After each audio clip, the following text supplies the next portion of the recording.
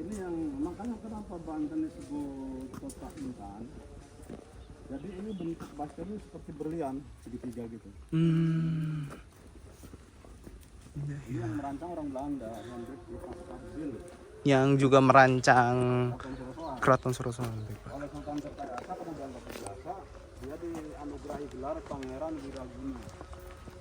Artinya bangsawan yang berkarya. Walaupun pada akhirnya ini ketahuan si Hendrik ini pengkhianat ini.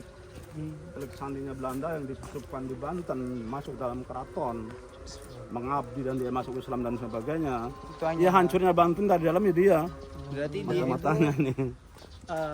hanya sebagai alibi untuk bisa menghancurkan Banten Ya, dari itu. dalam. Pasti ada pengkhianat di dalam menghancurkan sebuah kekuatan itu.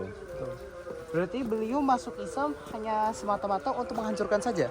Apa emang? Ya karena memang begini. Jadi dulu itu kalau sekarang undang-undang ya. Kalau kita lihat dulu menara itu ya, menara yang kembang. Jadi dulu itu namanya Pakem. Dalam Pakem Banten, kalau sekarang undang-undang namanya. Itu jadi ketika seseorang mengabdi di ring dalam, katakanlah sebagai ahli bangunan, kalau sendiri ahli bangunan atau apa aja lah, mengabdi sebagai dia punya keahlian apa, apa.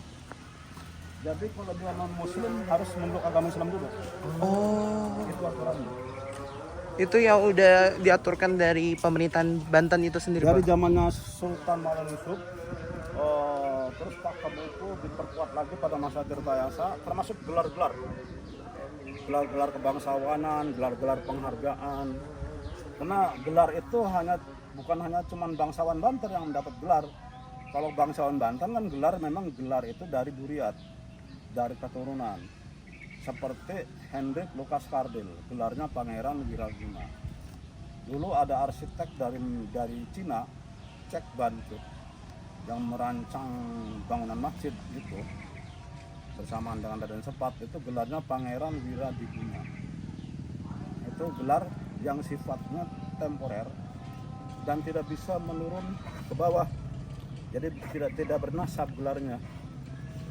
Saya dikasih gelar misalnya itu bagus sama Sultan karena saya berjasa, misalnya karena dianggap saya punya karya. Ya sahabat saya aja, anak saya nggak berhak. Itu kan sifatnya tidak melekat. Jadi Pak yang punya nama si bagus itu berarti punya darah kebangsawanan?